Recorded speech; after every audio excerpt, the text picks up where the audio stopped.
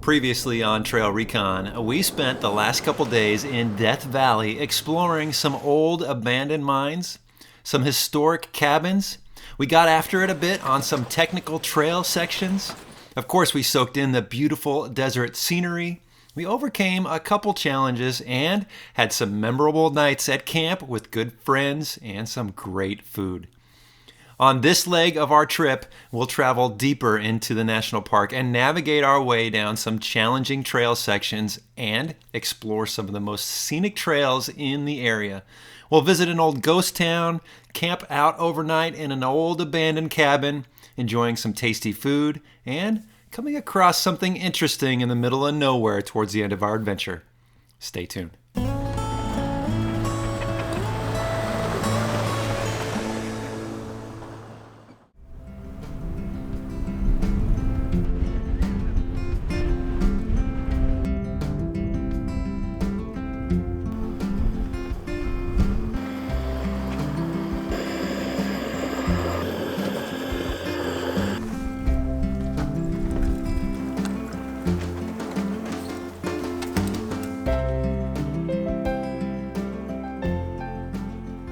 Well, good morning. It is day 3 on our Death Valley adventure, and man, what a great morning. The sun's coming up, starting to warm up, and the wind is starting to finally die down because about 12:04 last night, the wind was howling, and it definitely woke you up a little bit kind of throughout the night, but it's finally dying down. Jim made an awesome breakfast, so bellies are full. We've had some caffeine. We're going to pack up here soon and continue on our adventure looking for some ghost towns, some mines. Jim has got a full route planned out today, so pretty cool, pretty exciting. And I don't know if you can see, but off over my left shoulder here, off in the distance, there are 2 airplanes. Some guys flew out here, camped out here last night. Those guys are the ultimate overlanders. That's pretty cool. All right, we're gonna pack up camp here soon and hit the trail. This could be a good day.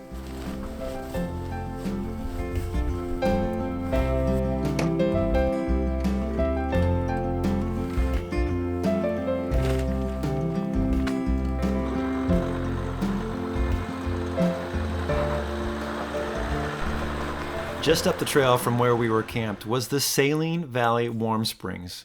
Another one of those strange finds out here in the desert. And while I'm not one to throw on a bathing suit and soak in public, because let's be honest, no one wants to see that, it is something that many folks do enjoy. The spring was actually closed because of current world situations, but I imagine it will be opened up here in a few months.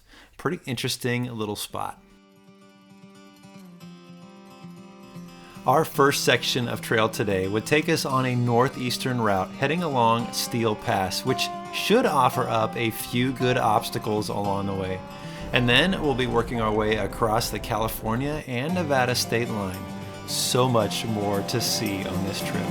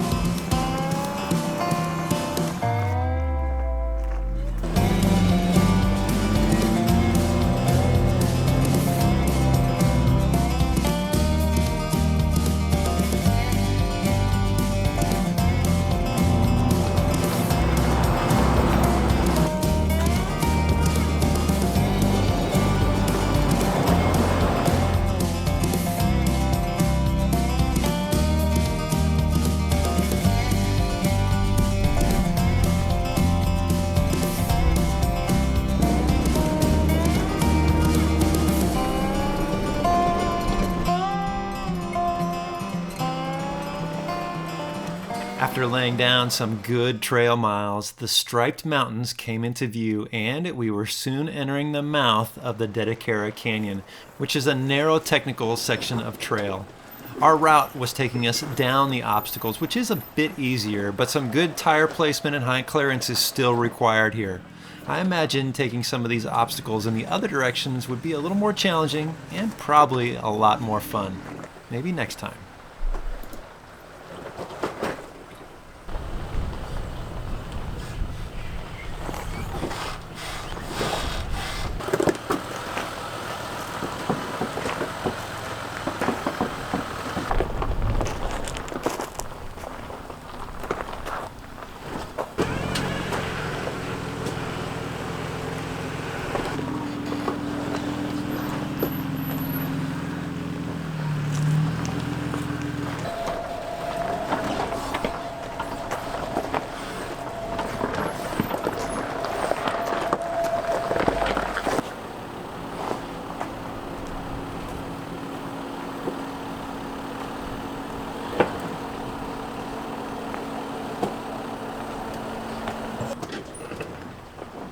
Nothing crazy difficult in this canyon, but it is a nice change of pace and a good opportunity to focus on your driving skills. As we left the canyon and began descending down the mountain, the Eureka sand dunes came into view. These dunes lie in an enclosed basin and almost seem out of place. They cover an area of about 3 miles long by 1 mile wide, and they are the tallest dunes in California. No vehicles are allowed to drive on these dunes, so we won't be having any fun here today. So, time to put the pedal to the metal and reach our next point of interest.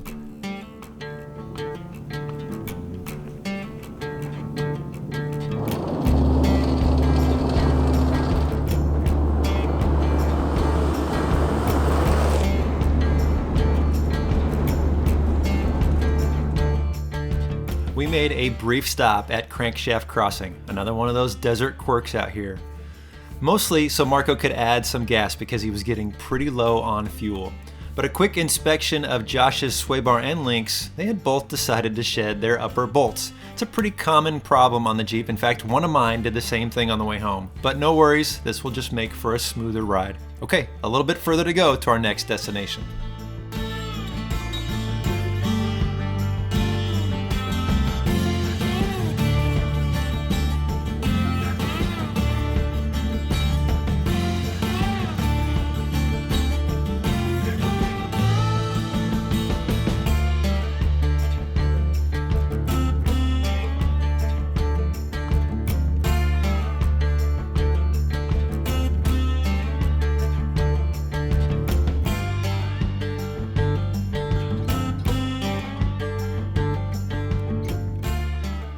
All right, guys, we have been on the trail for a long time today, going through the Steel Canyon and then past the big sand dunes. We've really just been on some wide open washboard roads, some narrow single track roads. It's been a great drive out here, but we crossed the state line from California into Nevada, and now we're in Nevada in this awesome cabin, which is really nice because it is extremely windy out. It's very chilly out, and so we are probably going to come back and maybe even cook and camp inside this cabin tonight. But right now, we're going to continue on and go check out a ghost town.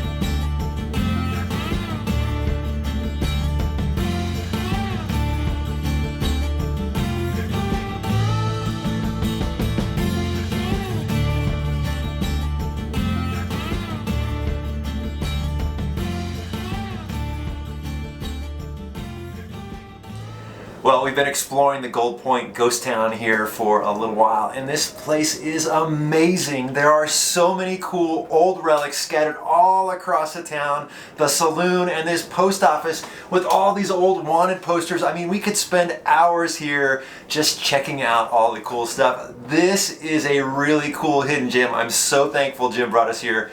It's gonna be tough to leave because I think we could be here for a long time. If you're into antiques, this is the place for you because they were everywhere.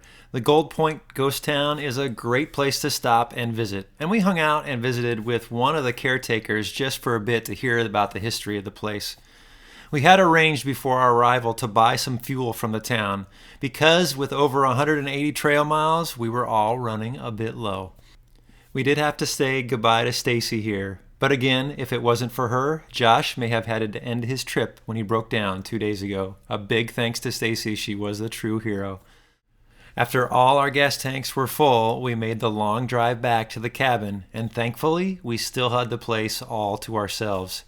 It was pretty cold and windy outside, so we were very appreciative to have this shelter for the entire evening.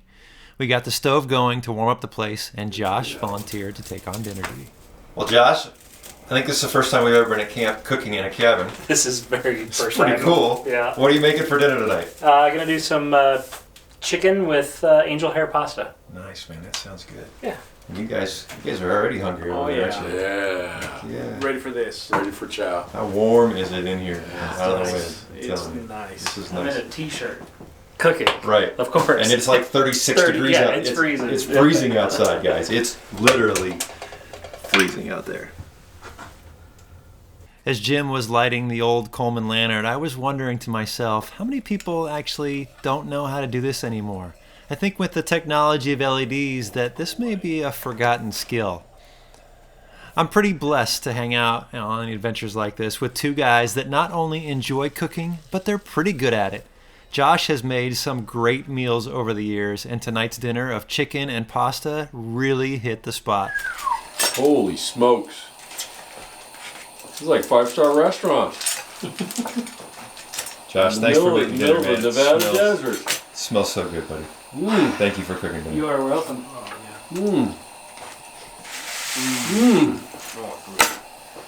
Those little tomatoes are killer. Marco, what's the verdict? Oh man, this is amazing. I need this recipe, dude. Anytime. We enjoyed the evening out of the wind and in the warmth of the cabin. Then Josh, Marco, and I, we slept in our rooftop tents, but Jim opted to sleep in the cabin with the fire going. A pretty good call.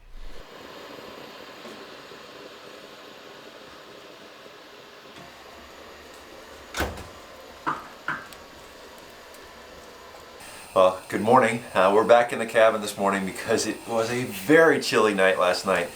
25 degrees last night. Now, I was in my sleeping bag, which is a minus 15 degree sleeping bag. I had some long johns on, a couple blankets on top, and I was nice and toasty, but boy, getting out of that sleeping bag was rough. And so we've all kind of huddled in here around the fire, having some coffee. It's been a great morning. We're going to pack up, and then Jim has got some cool things planned for today, something to do with a castle. So I'm really excited to see where we end up today. So we're going to have some more coffee and hit the road here soon.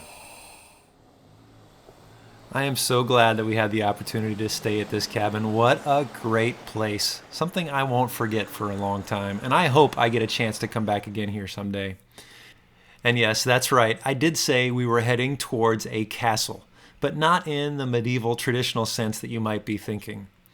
But it was a beautiful drive. It took us a while to get out there through the windy mountains, the Joshua trees, and once again, we found ourselves in elevation where there was still snow around. How awesome is this?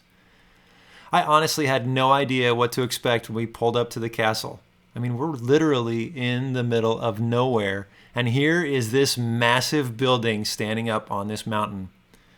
The owner, Randy, built this himself, and it's taken him over 20 years to construct it. I could probably film an hour-long video just talking about this place and showing you all the rooms and the details that have gone into it, the spiral staircase, the observation tower, the fountain, the tile maze on the floor, but the icing on the cake was the organ room. Randy's inspiration for this castle was to build it around an organ. I think we were all a little awestruck. Randy treated us to a private organ concert. How cool was this?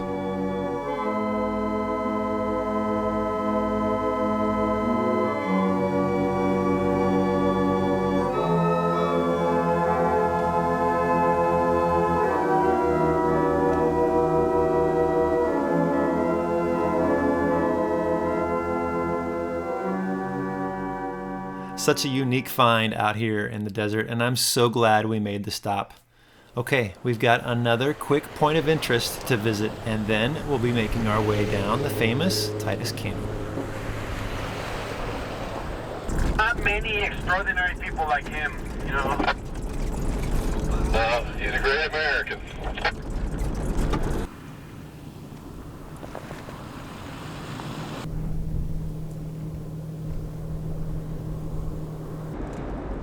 After leaving the castle, we put down many, many miles on the dirt, and then we spent about an hour on the pavement on our way to Titus Canyon. But first we stopped at another historical site that had many abandoned buildings, but unfortunately they just weren't accessible to the public anymore. We did take a moment while we were here, though, to diagnose a problem Marco was having with his Jeep. All right, buddy. So your Jeep has been going in and out of limp mode. What do you think's going on? Okay, we checked the codes and it gave us steering codes. So yesterday I hit a rock on my right side tire. So I think the steering went a little out of whack. Yeah. So we're gonna readjust that and see if that helps. So when you're going down straight, the steering wheel is definitely off. Yeah, it's off to the left. Well, hopefully that's all it is. Something simple, right? Hopefully. While having a simple thing like your steering wheel out of alignment can set off your traction control and make your Jeep act up, we later realized that there was still more going on with Marco's Jeep, and at the time of editing this video, his Jeep is still in the shop. More to follow on this. Okay, we set off down the road, made the turn towards Titus Canyon, and boy, things got bumpy quick. Okay, so after we left the castle, we hit pavement and then got some fuel, and then we went and visited that little ghost town, which was pretty cool. We went on pavement for about an hour. We turned off onto Titus Canyon and we thought, we got this, no problem, we don't need to air down. And boy, I'll tell you what, if you want to keep your fillings, this is definitely a road you want to air down on.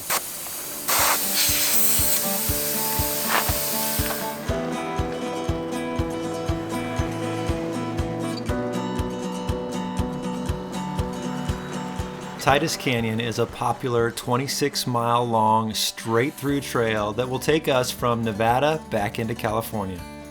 This trail is rated as easy, and over the years I have heard many people talk about this trail, but I've never had the chance to come out here. There are little nuggets of history along the way, and there's some interesting petroglyphs that are worth stopping for. But honestly, it was the scenery for me that sold this trail. This was a beautiful little section of this trip.